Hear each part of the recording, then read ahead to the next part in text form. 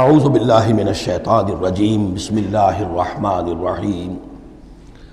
نبی اگر یہ آپ کو جھٹلا دے فقل ربکم ذو رحمت واسعہ، تو کہہ دیے تمہارا رب بڑی وسیع رحمت والا ہے، وہ تمہیں فوراً نہیں پکڑ رہا، نہ فوراً معجزہ دکھا رہا ہے تاکہ پھر تمہاری مہلت ختم ہو جائے۔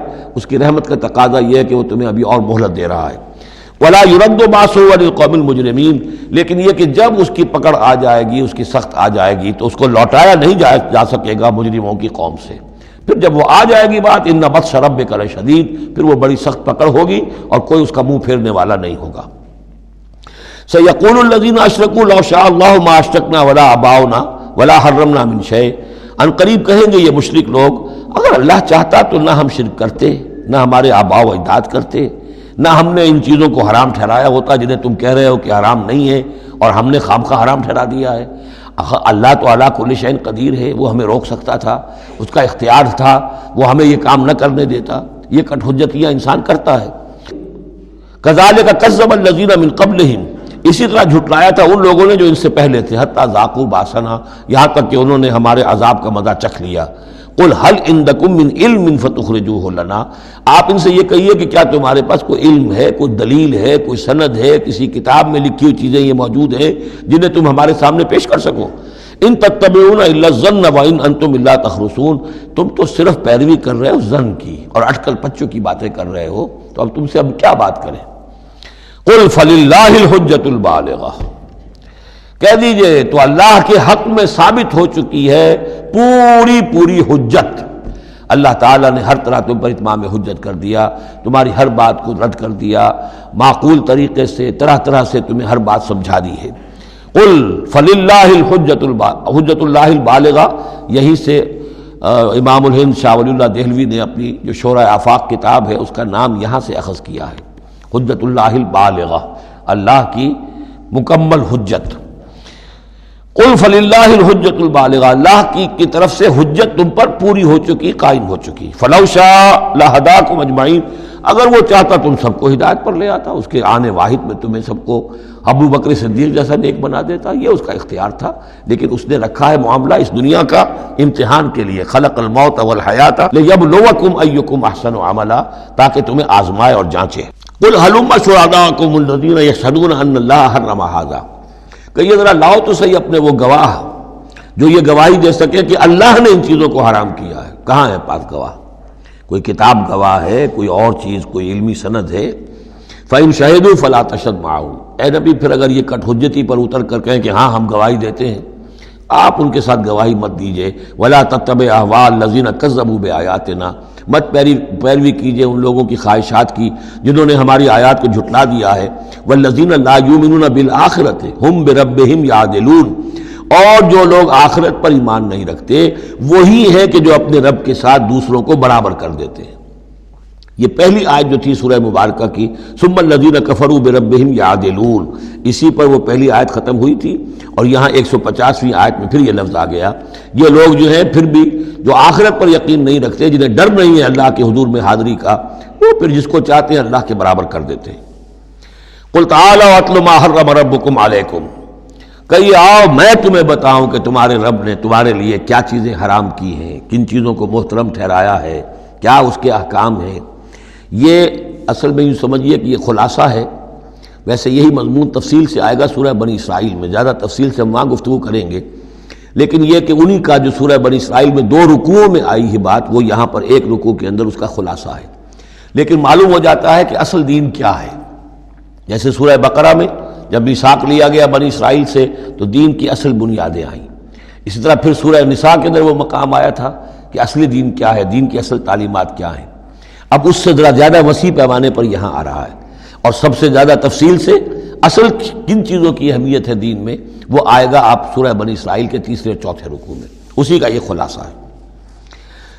ما حرم ربکم علیکم، آؤ میں تمہیں بتاتا ہوں تمہارے رب نے کیا حرام کیا۔ تم نے یہ بکری حرام کی ہوئی ہے، یہ اونٹ حرام کیا ہوا ہے، یہ اس کو بت کے نام پر ہے، اس کا یہ فلاں ہے، یہ کوئی شے اللہ نے حرام نہیں کیا۔ آؤ میں بتاتا ہوں تمہیں اللہ نے کس شے کو حرام کیا ہے۔ اللہ تشرکوا بہ شیئا، نمبر 1 سب سے بڑی حرام شے، سب سے بڑی اس کی کا حکم پہلا تو یہ ہے اس کے ساتھ کسی شے کو شریک نہ ٹھہراؤ۔ نمبر 2 وبالوالدین احسانا، والدین کے ساتھ احسان۔ یہ تیسرا مقام آ گیا کہ حقوق اللہ کے فوراً بعد حقوق والدین کا تذکرہ ہے۔ ولا تقتلوا اولادکم من املاق، اور اپنی اولاد کو قتل نہ کرو تنگ دستی اور مفلسی کے خوف سے۔ ہمارا اپنا پیٹ نہیں بھر رہا، کیسے بھرے، کیسے پالیں ان کو؟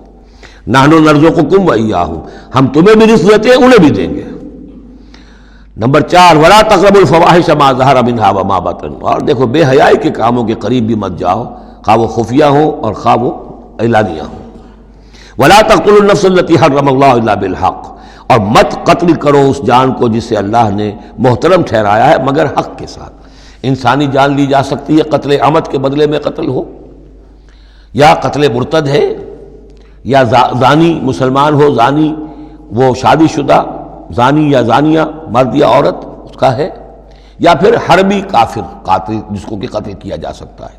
باقی چیزیں قتل کی جو ہیں وہ شریعت میں جائز نہیں ہیں۔ وہ اللہ تعالیٰ نے انسانی جان کو محترم بنایا ہے۔ الا بالحق ذالکم وصاکم بہ لعلکم تعقلون، یہ ہے جس کی اللہ تمہیں وصیت کر رہا ہے۔ یہ ہے اصل چیزیں، یہ ہے بنیادیں، یہ دین کی، تمدن کی، اخلاق کی، تاکہ تم عقل سے کام لو۔ ولا تقربوا مال الیتیم الا بالتی احسن، دیکھو مال یتیم کے مال کے قریب مت پھٹکو مگر بہترین طریقے سے، احتیاط سے، اس کا مال ہڑپ نہیں کرنا ہے، اپنا ردی مال اس کے بال میں ڈال کر اور اس کا اچھا بال جو ہے نہیں لے لینا ہے۔ وہ سارے ہم پڑھ چکے ہیں، جو تفصیل آ چکی ہے۔ یہ تو مکی دور کی باتیں ہیں، مدنی دور میں بھی بات آ چکی ہے اس کی۔ حتیٰ یبلغ اشدہ، اس کے بال کی حفاظت کرو یہاں تک کہ وہ اپنی پوری بلوغت کو پہنچ جائے، سمجھ کو پہنچ جائے۔ وَأَوْفُوا الْكَيْلَ وَالْمِيزَانَ، جب ناپ کے دو تو پورا دو، جب تول کر دو تو پورا دو، بالقسط، عدل کے ساتھ، انصاف کے ساتھ۔ لا نکلف نفسا الا وسعها، ہم نہیں ذمہ دار ٹھہرائیں گے کسی بھی جان کو مگر اس کی وسعت کے مطابق، یعنی بغیر کسی ارادے کے کوئی کمی بیشی ہو جائے، آپ کا ارادہ نہیں ہے لیکن یہ کہ کہیں کوئی کمی ہو گئی ہے تو وہ بات دوسری ہے۔ ربنا لا تؤاخذنا ان نسینا او اخطانا، اگر ہم بھول گئے ہوں، چوک گئے ہوں تو ہم سے اے اللہ مؤاخذہ نہ کیجو، لیکن یہ کہ جان بوجھ کر، تو اگر ذرا سی یہ جو ہے ڈنڈی ماری ہے تو یہ بھی در حقیقت اس بات کا ثبوت ہے کہ تمہیں یا تو آخرت کا یقین نہیں ہے یا یہ یقین نہیں ہے کہ اللہ تمہیں دیکھ رہا ہے۔ ایمان کی نفی ہے ذرا سی جنبش کے اندر۔ لا نکلف نفسا الا وسعها واذا قلتم فاعدلوا، جب بھی کہیں بات کرو عدل کی بات کرو، انصاف کی بات کرو۔ ولو کان ذا قربا، خواہ کسی قرابت دار کا معاملہ ہو، اس میں کوئی جانبداری نہیں ہونی چاہیے۔ وبعہد اللہ اوفوا، اور اللہ کے عہد کو پورا کرو، یعنی جو بھی عہد کیا جائے اللہ کے نام پر، اللہ کے حوالے سے، اللہ کی قسم کھا کر اس کو پورا کرو۔ سب سے پہلے تو جو اللہ سے عہد کیا ایاک نعبد و ایاک نستعین، اس کو پورا کرو۔ جو عہد کیا تھا دنیا میں آنے سے پہلے الست بربکم قالوا بلی، اس کو پورا کرو۔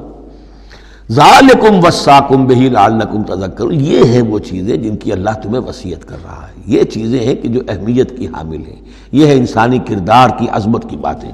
لعلکم تذکرون، تاکہ تم نصیحت اخذ کرو۔ وَأَنَّ هَذَا صِرَاطِي مُسْتَقِيمًا، اور یہ کہ یہ ہے میرا سیدھا راستہ۔ یہ ایچ پیچ پگڈنڈیاں اور یہ لمبی چوڑی جو ہیں وہ جو تم نے بنا رکھے ہیں اپنے گورکھ دھندے، یہ نہیں ہے دین، یہ ہے۔ وَأَنَّ هَذَا صِرَاطِي مُسْتَقِيمًا فَاتَّبِعُوهُ، بس اس کی پیروی کرو۔ وَلَا تَتَّبِعُوا السُّبُلَ، اور اس کو چھوڑ کر دوسرے راستوں پر نہ پڑ جاؤ۔ فَتَفَرَّقَ بِكُمْ عَنْ سَبِيلِهِ، کہ وہ تمہیں لے کر اللہ کے راستے سے متفرق ہو جائیں، ادھر چلا جائے ادھر چلا جائے، یہ پگڈنڈی ادھر جا رہی ہے، وہ پگڈنڈی ادھر جا رہی ہے، تم سواء السبیل پر سیدھے راستے پر قائم رہو۔ ذالکم وصاکم بہ لعلکم تتقون، یہ ہے وہ چیزیں جن کی اللہ تمہیں وصیت کر رہا ہے تاکہ تم بچو، یا تاکہ تمہارے اندر تقوی پیدا ہو جائے۔ صدق اللہ العظیم۔